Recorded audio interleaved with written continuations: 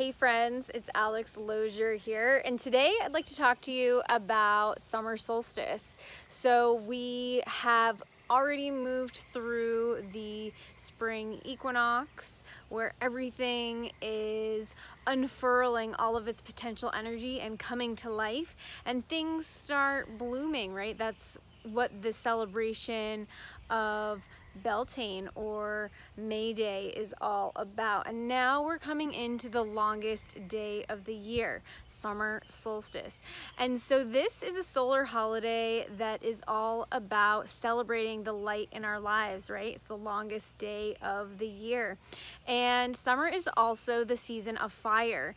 And the element of fire is all about the power of transformation. So during this time of year, I always like to look to what parts of my life am I looking to transform? How can I invite more light into my life? Or how can I shed a light on a certain aspect of my life that I'm working on right now? It's also a time of year where everything is coming into full bloom. You can see these beautiful peonies in my garden behind me. So you can think about what blessings have arrived in your life this year so far.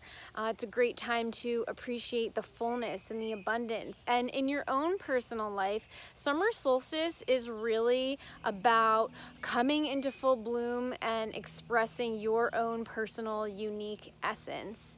So what parts of your life are you really flourishing in? How can you bloom and put yourself out there more fully and be that genuine, authentic, divine expression of your own unique essence? And a couple things that you can do to celebrate summer solstice. Of course, you know that I love crystals and jewelry. So you can put some crystals that embody this energy on your altar. So this one is malachite, and malachite is a stone of abundance. It is a heart healing, heart opening stone, and it can help to bring about an elevated sense of self-worth through that heart healing that malachite can help you to experience. And that helps to bring about abundance. When we can love ourselves more fully, we can experience more goodness in our lives. Another great crystal to work with is citrine. So this is a natural Zambian citrine. And citrine is a really great crystal for solar plexus activation. And so this is a crystal that helps you to feel confident and courage and feel that you have strength to navigate challenging times. Maybe if you need a little bit of extra strength in your life, this is a really great crystal to work with. I like to think of citrine crystal as the strength card in the tarot, right? And sometimes strength, as the card in the tarot suggests, it's not just about physical strength or brute strength or muscling through something.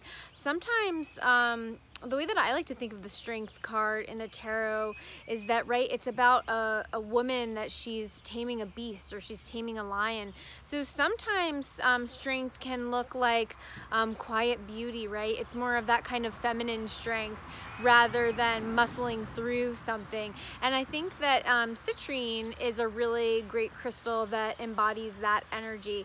It's that kind of more of that quieting strength of taming the beast.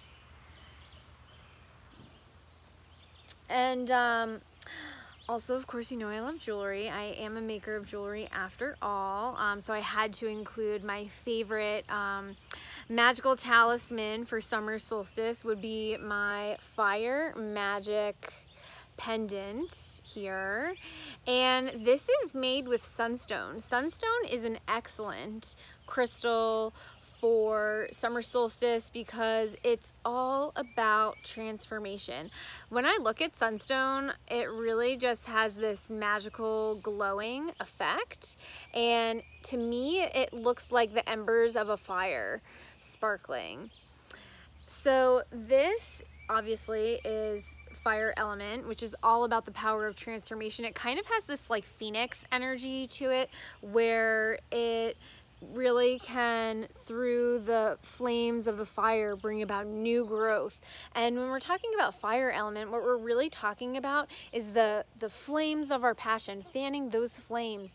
And that's all about our creativity, right? So what is it during this time that we're looking to transform, that we're looking to create? So putting these crystals on your altar or wearing them as jewelry is a really, really great way to celebrate summer solstice. Some other ways that you can honor this lovely holiday is that you can celebrate by having a bonfire, and you can do a little fire ceremony. Now, I know that a lot of places are experiencing drought right now, so if you are going to do a fire ceremony or have a bonfire, please do so responsibly. I know there's a lot of burn bans in effect. Like I know in my area, you're not allowed to have a fire right now because everything's been really dry for a long time, and fire danger is high. So Smokey the Bear says only you can prevent forest fires. So if you do want to have a bonfire, make sure you have a hose, buckets of water, do so safely, make sure that you're allowed to in your area so that you know, you don't have any accidents, because fire's an element that really needs to be respected, and it needs strong boundaries in order to be contained. And it does need the element of water to nourish the land and the environment that it's in so that it doesn't burn out of control and burn out, right? And so when we're looking to the elements and we're looking for lessons in the land, essentially what we're doing is we're looking for metaphors and how these things are reflected in our own life, and that we can bring them into our magical practice. So if you're wanting to work with the element of fire for summer solstice and work with that power of transformation during this time, you could do a little fire ceremony for yourself by writing down some things in your life that you're looking to transform, or that maybe that you're looking to shed a light upon, and you can speak them out loud to the fire. And as you're doing this, I would recommend having some offerings that you can give to the fire. So some good offerings would be maybe flower petals that you collected to celebrate summer solstice, maybe some dried herbs. You could do a piece of your hair if you were working on transforming something really personal, and speak those things out loud after you make your list. Read them to the fire, and then when you're done reading those things on your list and giving your offerings to the fire, then throw that list in the fire and use that power of transformation to ignite this magical process, using the fire as a catalyst. So that's one way that you can celebrate the solstice.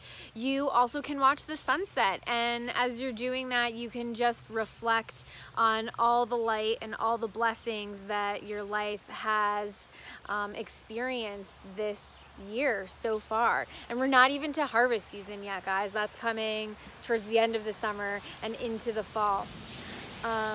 What else can you do? You can, as we mentioned, you can pick flowers and herbs to dry. You can use those in your magical ceremonies throughout the year, and they will carry the essence of the summer solstice and this element of fire. And another great thing to do is to eat seasonally, right? With fire comes heat. And so heat can accumulate in the body, and it's a really important thing to remember to stay hydrated, stay balanced, so you can enjoy some watermelon, some cucumber, lemonade, other cooling foods, and just have fun with it, you guys. You know, you can make some creative recipes. And of course, my favorite thing of all to do during the summer is to have an adventure. Summer is the perfect time for exploring, so you know, it's a great time to be out in the world, get the party started, and maybe plan a trip. Go to journey to a fun destination that you've been wanting to visit. Summer is the time to have our energy expenditure outward, and so it's a great time to be out in the world. So many summer solstice blessings to you, and I hope that you have a wonderful holiday. And go ahead and just drop in the comments if you're going to try any of these summer solstice rituals. Lots of love. Happy solstice.